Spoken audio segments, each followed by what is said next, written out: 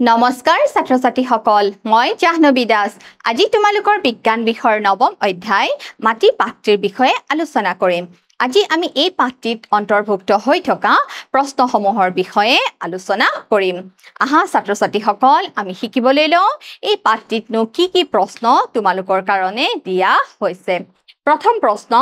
শিলৰ টুকুৰাৰ উপৰি মাটিত থাকে বায়ু আৰু পানী পানী আৰু উদ্ভিদ খনিজ লৱণ জৈৱিক পদাৰ্থ বায়ু আৰু পানী পানী বায়ু আৰু উদ্ভিদ ইয়াৰ উত্তৰটো কি হ'ব ছাত্ৰ ছাত্ৰীসকল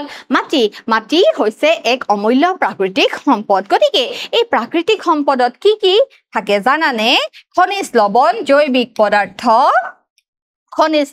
জৈৱিক পদাৰ্থ বায়ু আৰু পানী বুজি পাইছা ছাত্ৰ ছাত্ৰীসকল সেউজীয়া উদ্ভিদৰ শিপাই কি কৰে মাটিৰ পৰা পানী আৰু খনিজ লৱণ কি কৰে আহৰণ কৰে আৰু এই পানী আৰু খনিজ লৱণ কলৈ পঠায় পাতলৈ পঠায় আৰু পাতত কি প্ৰস্তুত হয় আহাৰ প্ৰস্তুত হয়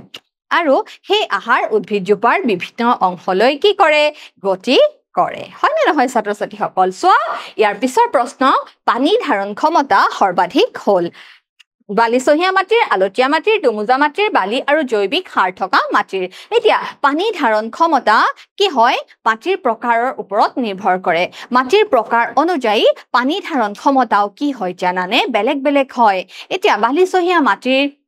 কণিকাবিলাকৰ আকাৰ কি হয় জানানে ডাঙৰ হয় কণিকাবিলাকৰ আকাৰ ডাঙৰ হোৱা কাৰণে ইয়াৰ মাজত কি থাকে বহুতো খালী ঠাই থাকে আৰু এই খালী ঠাই থকাৰ কাৰণে কি হয় জানানে এই বালিচহীয়া মাটিসমূহ শুকান হয় গতিকে বালিচহীয়া মাটিৰ পানী ধাৰণ ক্ষমতা অন্য প্ৰকাৰৰ মাটিতকৈ কি হয় জানানে কম হয় এতিয়া চোৱা আলতীয়া মাটিৰ কি হয় জানানে পানী ধাৰণ ক্ষমতা কি হয় বেছি থাকে কিয়নো আলতীয়া মাটিৰ কণিকাবিলাকৰ মাজত কি হৈ থাকে জানানে কণিকাবিলাকৰ মাজত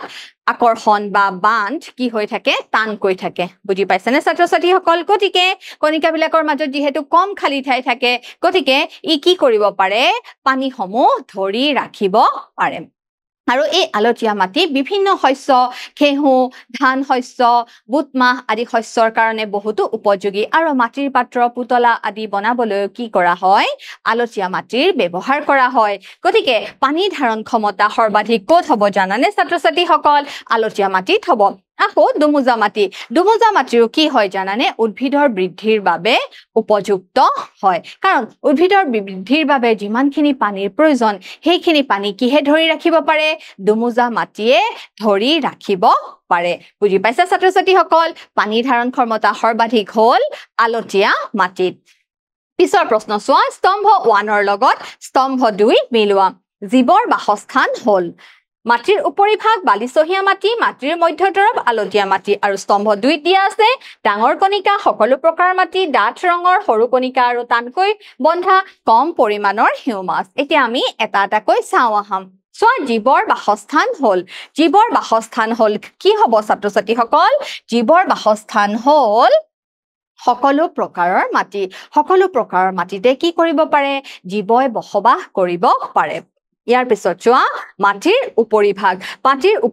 কি হ'ব ছাত্ৰ ছাত্ৰীসকল মাটিৰ উপৰিভাগ হ'ব ডাঠ ৰঙৰ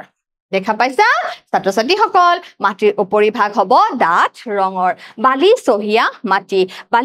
মাটিৰ কি হ'ব কণিকাবোৰ ডাঙৰ আকাৰৰ হয় নে নহয় সেইকাৰণে বালিচহীয়া মাটিৰ মাজত কি হয় খালী ঠাইৰ পৰিমাণ বেছি থাকে হয় নে নহয় মাটিৰ মধ্যতৰফত কি হয় জানানে কম পৰিমাণৰ হিউমাছ থাকে খনিজ পদাৰ্থ অধিক থাকে কিন্তু হিউমাছৰ পৰিমাণ কি হয় জানানে কম থাকে এবাৰ চোৱা আলতীয়া মাটি কি হ'ব ছাত্ৰ ছাত্ৰীসকল সৰু কণিকা আৰু টানকৈ বন্ধা দেখিছা আলতীয়া মাটি সৰু কণিকা আৰু কি হয় কণিকাবোৰ কেনেকে থাকে টানকৈ খাপ খাই থাকে টানকৈ বান্ধ খাই থাকে বুজি পাইছা ছাত্ৰ ছাত্ৰীসকল এইখিনি হৈছে স্তম্ভ 1 আৰু স্তম্ভ 2ৰ লগত আমি মিলোৱা বুজি পাইছা ছাত্ৰ ছাত্ৰীসকল এবাৰ চোৱা পিছৰ প্ৰশ্ন মাটিৰ গঠন কিদৰে হয় বৰ্ণনা কৰা বতৰ পৰিৱৰ্তন প্ৰক্ৰিয়াৰ জৰিয়তে মাটি গঠন হয় পৃথিৱীৰ ওচৰত বা ভূপৃষ্ঠত থকা শিল আৰু খনিজ পদাৰ্থৰ ভৌতিক ভাঙন আৰু ৰাসায়নিক পচন প্ৰক্ৰিয়াৰ ফলত কি হয় মাটিৰ সৃষ্টি হয় বিভিন্ন জলবায়ুৰ ক্ৰিয়াৰ ফলত কি হয় জানানে ডাঙৰ ডাঙৰ আকাৰৰ শিলসমূহ ভাঙি সৰু সৰু শিললৈ পৰিণত হয় আকৌ বিভিন্ন জলবায়ুৰ ক্ৰিয়াৰ ফলত সেই সৰু সৰু শিলসমূহ ভাঙি চূৰ্ণ বিচূৰ্ণ হৈ মাটিৰ সৃষ্টি হয় আৰু এই মাটি সৃষ্টি হোৱা প্ৰক্ৰিয়াটোকে বিচূৰ্ণী ভৱন বুলি পেলাই কোৱা হয় সো এই ভৌতিক আৰু ৰাসায়নিক পচন প্ৰধানকৈ বতাহ পানী আৰু জলবায়ুৰ ক্ৰিয়াৰ দ্বাৰা হয় এই প্ৰক্ৰিয়াবোৰৰ ফলত ডাঙৰ ডাঙৰ শিলৰ টুকুৰাবোৰ সৰু সৰু টুকুৰালৈ আৰু শেষত কি সৃষ্টি হয় মাটিৰ সৃষ্টি হয় তাৰ মানে ডাঙৰ ডাঙৰ শিলৰ পৰা সৰু সৰু শিলৰ টুকুৰা আৰু সৰু সৰু শিলৰ টুকুৰাৰ পৰাই মাটিলৈ ৰূপান্তৰ হয় গতিকে তোমালোকে মনত ৰাখিবা বিভিন্ন জলবায়ুৰ ক্ৰিয়াৰ ফলত ৰ'দ বৰষুণ বতাহ আদি বিভিন্ন সূৰ্যৰ প্ৰভাৱ আদি বিভিন্ন প্ৰভাৱৰ ফলত ডাঙৰ ডাঙৰ শিলৰ টুকুৰা ভাঙি সৰু সৰু শিলৰ টুকুৰালৈ পৰিণত হয় আৰু লগতে মাটিৰ সৃষ্টি হয় আলতীয়া মাটি শস্যৰ বাবে কি কাৰণে উপযোগী আমি চাওঁ আহা আলতীয়া মাটিৰ কণিকাৰ আকাৰ অতি সৰু হোৱা বাবে ক্ষুদ্ৰ খালী ঠাইবোৰত পানী ধৰি ৰাখিব পাৰে দেখিছানে খুব গুৰুত্বপূৰ্ণ কথা কণিকাবোৰৰ আকাৰ ক্ষুদ্ৰ হোৱাৰ কাৰণে দেখিছা কণিকাবোৰৰ আকাৰ ক্ষুদ্ৰ হোৱাৰ কাৰণে ই কি কৰিব পাৰে পানী ধৰি ৰাখিব পাৰে সো আলতীয়া মাটিত জৈৱিক পদাৰ্থ প্ৰচুৰ পৰিমাণে পোৱা যায় দেখিছানে আলতীয়া মাটিত জৈৱিক পদাৰ্থ বেছি পৰিমাণে পোৱা যায় ঘেঁহু বুট মাহ ধান আদি শস্যৰ খেতিৰ বাবে পানী ধৰি ৰখাত ভাল আৰু জৈৱিক পদাৰ্থৰে সমৃদ্ধ মাটি উপযোগী দেখিছানে ঘেঁহু ধান জাতীয় শস্য বুট মাহ জাতীয় শস্য আদি আলতীয়া মাটিৰ কাৰণে উপযোগী শস্য সো গতিকে এইবোৰ বৈশিষ্ট্য থকা আলতীয়া মাটি এনে ধৰণৰ খেতিৰ বাবে উপযোগী ঘেঁহু বুট মাহ ধান জাতীয় আদি শস্যৰ কাৰণে কেনেকুৱা মাটি উপযোগী ছাত্ৰ ছাত্ৰীসকল আলতীয়া মাটি উপযোগী হয় এবাৰ চোৱা আলতীয়া মাটি আৰু বালিচহীয়া মাটিৰ মাজৰ পাৰ্থক্যবোৰ তালিকা এখন কৰা এতিয়া বালিচহীয়া মাটিৰ কণিকাবিলাক আকাৰবিলাক কি হয় জানানে ডাঙৰ হয় কিন্তু আলতীয়া মাটিৰ কণিকাবিলাকৰ আকাৰ কি হয় জানানে সৰু হয় এবাৰ চোৱা আলতীয়া মাটিৰ মিহি কণিকাৰ অনুপাত বেছি হয় বালিচহীয়া মাটিত ডাঙৰ কণিকাৰ অনুপাত বেছি হয় সো কণাবোৰ টানকৈ বান্ধ খাই থাকে আৰু বালিচহীয়া মাটিৰ কণাবোৰ কেনেকৈ বান্ধ খাই থাকে ঢিলাকৈ বান্ধ খাই থাকে সেই কাৰণে কিহৰ পৰিমাণ বেছি খালী ঠাইৰ পৰিমাণ বেছি আৰু বেছিকৈ কি সোমাই থাকিব পাৰে বায়ু সোমাই থাকিব পাৰে সো ইয়াত পানী ধাৰণ ক্ষমতা বেছি আৰু ইয়াৰ পানী ধৰি ৰখাৰ ক্ষমতা কি হয় কম হয় আকৌ চোৱা পানী সোনকালে নিষ্কাশন হ'ব নোৱাৰে আলতীয়া মাটিৰ বালিচহীয়া মাটিৰ পানী সোনকালে কি হ'ব পাৰে নিষ্কাশন হ'ব পাৰে তাৰ মানে সহজতে ওলাই যাব পাৰে চোৱা আলতীয়া মাটিৰ ওজন গধুৰ কাৰণ আলতীয়া মাটিয়ে কি ধৰি ৰাখিব পাৰে ছাত্ৰ ছাত্ৰীসকল পানী ধৰি ৰাখিব পাৰে পানী ধৰি ৰখাৰ কাৰণে আলতীয়া মাটিৰ ওজন কি হৈ যায় গধুৰ হৈ যায় এবাৰ চোৱা বালিচহীয়া মাটিৰ ওজন কি হৈ যায় লঘু হৈ যায় কাৰণ বালিচহীয়া মাটিৰ কণিকাবিলাকৰ আকাৰ ডাঙৰ মাজত খালী ঠাই থাকে তাতে কি হয় বায়ু সোমাই থাকে হয় নে নহয় ছাত্ৰ ছাত্ৰীসকল কণিকাৰ মাজত কম বায়ু আবদ্ধ হৈ থাকে আনহাতে বালিচহীয়া মাটিৰ কণিকাবিলাকৰ মাজত অধিক বায়ু আবদ্ধ হৈ থাকিব পাৰে চোৱা ইয়াত হিউমাছ প্ৰচুৰ পৰিমাণে থাকে ইয়াত হিউমাছৰ পৰিমাণ বেছি নহয় গতিকে এয়া হৈছে আলতীয়া মাটি আৰু বালিচহীয়া মাটিৰ মাজৰ পাৰ্থক্য ইয়াৰ পিছৰ প্ৰশ্ন মাটিৰ পাৰ্শ্বচিত্ৰ আঁকা আৰু বিভিন্ন স্তৰবোৰ চিহ্নিত কৰা এতিয়া মাটিৰ পাৰ্শ্বচিত্ৰ যি উলম্ব ছেদন তাতে আমি কেইটা স্তৰ পাইছো ছাত্ৰ ছাত্ৰীসকল ক স্তৰ খ স্তৰ গ স্তৰ আৰু শৈল সংস্তৰ দেখিছা ইয়াৰ আটাইতকৈ ওপৰৰ স্তৰটো হৈছে ক স্তৰ দেখিছা তাতে খুব ধুনীয়াকৈ সেউজীয়া গছ গছনি হৈছে ক স্তৰ হিউমাছৰ পৰিমাণ থাকে খ স্তৰ তাৰ পিছৰটো গ স্তৰ আৰু একেবাৰে শেষৰ স্তৰটো হৈছে শৈল সংস্তৰ আৰু এই স্তৰটো কি হয় জানানে ছাত্ৰ ছাত্ৰীসকল এই স্তৰটো কি হয় কঠিন হয় কিয় কঠিন হয় শিল থকা বাবে কি হয় খান্দিবলৈ অসুবিধা হয় এবাৰ চোৱা ৰাজীয়ে পানীৰ অন্তঃস্ৰৱণৰ ওপৰত এটা পৰীক্ষা কৰিছিল তাই লক্ষ্য কৰিছিল যে মাটিৰ নমুনাটোৰ মাজেৰে 200 মিলিলিটাৰ পানী অন্তঃস্ৰৱণ হ'বলৈ 40 মিনিট সময় লাগিছিল গতিকে পানীৰ অন্তঃস্ৰৱণৰ হাৰটো নিৰ্ণয় কৰা আমি পানীৰ অন্তঃস্ৰৱণৰ হাৰ কেনেকৈ উলিয়াইছিলো ছাত্ৰ ছাত্ৰীসকল আমি 200 মিলিলিটাৰ পানী কিহেৰে আমি হৰণ কৰিছিলো ছাত্ৰ ছাত্ৰীসকল আমি সময়ৰে যিমান সময় লাগিছিল 40 মিনিট সময়ৰে আমি কি কৰিছিলো হৰণ কৰিছিলো এতিয়া চোৱা উত্তৰটো কিমান ওলাব 4 য়ে 20 কাটিলে 5 তাৰ মানে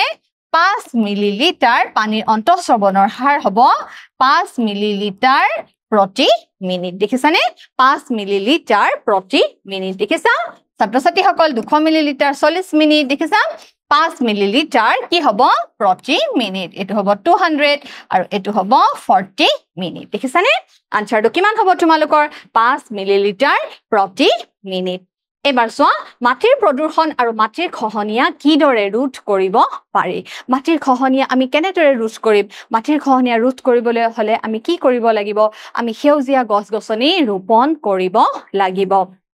সোয়া মাটিত বিষাক্ত যৌগসমূহৰ স্থায়ী জমা হোৱাটোক মাটি প্ৰদূষণ বুলি সংজ্ঞায়িত কৰা হয় মাটি প্ৰদূষণ ৰোধ কৰিবলৈ ইয়াৰ কাৰণসমূহ নিয়ন্ত্ৰণ কৰিব লাগিব মাটিত বিষাক্ত যৌগসমূহৰ স্থায়ী জমা হোৱা দেখিছানে বিভিন্ন বিষাক্ত পদাৰ্থ মাটিত প্লাষ্টিক পলিথিন হয়নে নহয় কাৰখানাৰ পৰা ওলোৱা নলা নৰ্দমাৰ পৰা ওলোৱা বিভিন্ন আৱৰ্জনা কীটনাশক দ্ৰব্য ৰাসায়নিক দ্ৰব্য বিভিন্ন ৰাসায়নিক পদাৰ্থ হয়নে নহয় খেতি বাতিত প্ৰয়োগ কৰা বিভিন্ন ৰাসায়নিক সাৰ এই সকলোবোৰ বিষাক্ত দ্ৰব্য যদি মাটিত জমা হয় তেনেহলে মাটি কি বুলি কোৱা হয় ছাত্ৰ-ছাত্ৰীসকল মাটিক বিষাক্ত হোৱা বুলি কোৱা হয় এতিয়া চোৱা আমি কেনেদৰে নিয়ন্ত্ৰণ কৰিম প্লাষ্টিক আৰু পলিথিনৰ মুনে মাটিৰ উৰ্বৰতা নষ্ট কৰে দেখিছা হেহে ইহতক সঠিকভাৱে পেলাব লাগে আৰু সম্ভৱ হলে ইয়াৰ ব্যৱহাৰ এৰাই চলিব লাগে আমি যিমান পাৰো এই প্লাষ্টিকৰ ব্যৱহাৰ আমি কি কৰিব লাগিব কম কৰিব লাগিব তেতিয়াহে মাটিৰ প্ৰদূষণ হোৱাৰ পৰা কি হ'ব ৰক্ষা পৰিব এতিয়া চোৱা উদ্যোগ আৰু ঘৰৰ পৰা ওলোৱা কিছুমান আৱৰ্জনা সামগ্ৰীয়ে মাটি কি কৰে ছাত্ৰ-ছাত্ৰীসকল প্ৰদূষিত কৰে এই প্ৰদূষকবোৰ নিষ্কাশনৰ আগতে ৰাসায়নিকভাৱে শোধন কৰি ইয়াক কি কৰিব লাগিব নিৰাপদ কৰি তুলিব লাগিব এই যিবোৰ প্ৰদূষণযুক্ত পদাৰ্থ সিহঁতক নিষ্কাশন কৰাৰ আগতে সিহঁতক ৰাসায়নিকভাৱে কি কৰি ল'ব লাগিব জানানে ছাত্ৰ-ছাত্ৰীসকল পচন কৰি ল'ব লাগিব এতিয়া চোৱা মাটিৰ অন্যান্য প্ৰদূষকসমূহৰ ভিতৰত কীটনাশক আৰু ৰাসায়নিক দ্ৰব্য গতিকে এই পদাৰ্থবোৰৰ অত্যাধিক ব্যৱহাৰ আমি কি কৰিব লাগে হ্ৰাস কৰিব লাগে চোৱা মাটিৰ খহনীয়া প্ৰতিৰোধ প্ৰচণ্ড বতাহ আৰু বৈ যোৱা বোৱতী পানীৰ দ্বাৰা মাটিৰ ওপৰৰ উৰ্বৰ স্তৰ আতৰোৱাটো মাটিৰ খহনীয়া বুলি জনা যায় উদ্ভিদৰ শিপাই মাটি সুদৃঢ়ভাৱে বান্ধি মাটি খহনীয়া কি কৰিব পাৰে ৰোধ কৰিব পাৰে গতিকে আমি বনাঞ্চল ধ্বংস কৰিব নালাগিব আমি নিৰ্বিচাৰভাৱে জধে মধে গছ-গছনি কাটিলে নহব হয়নে নহয় উদ্ভিদৰ অনুপস্থিতিত মাটি কি হয় খহনীয়া হয় গতিকে গছ ৰোপণ মানে বনানীকৰণ আৰু নিৰ্বিচাৰে গছ কটা বন্ধ কৰি মাটি খহনীয়া আমি কি কৰিব পাৰো জানানে ছাত্ৰ-ছাত্ৰীসকল ৰোধ কৰিব পাৰো গতিকে এই মাটিৰ প্ৰদূষণ নিয়ন্ত্ৰণ আৰু মাটি খহনীয়া ৰোধ কৰিবৰ কাৰণে আমি কি কৰিব লাগিব জানানে আমি জনসাধাৰণ সচেতন হ'ব লাগিব বিভিন্ন কাৰ্যসূচী আমি কি কৰিব লাগিব হাতত ল'ব লাগিব যাতে আমি মাটিৰ খহনীয়া ৰোধ কৰিব পাৰো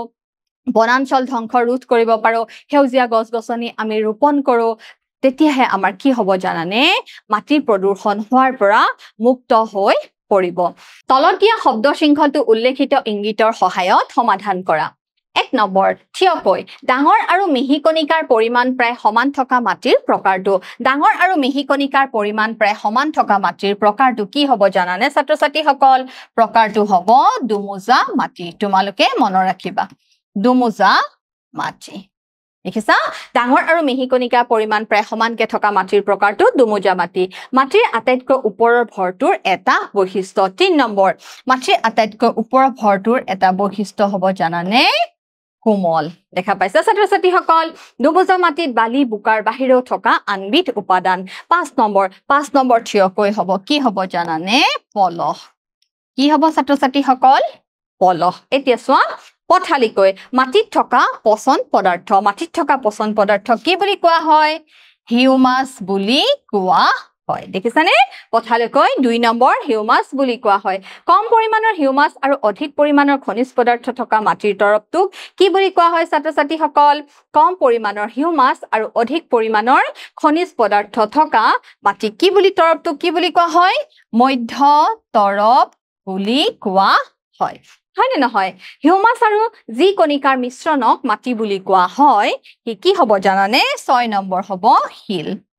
6 নম্বৰ কি হ'ব ছাত্ৰ-ছাত্ৰীসকল 6 নম্বৰ হ'ব শিল গতিকে ছাত্ৰ-ছাত্ৰীসকল আজি আমি শিকিলো এই অধ্যায় 9 মাটিত সন্নিবিষ্ট হৈ থকা প্ৰশ্নৰ উত্তৰসমূহ ঘৰত ৰেগুলাৰ প্ৰেক্টিছ কৰিবা আজিলৈ আহিছো ধন্যবাদ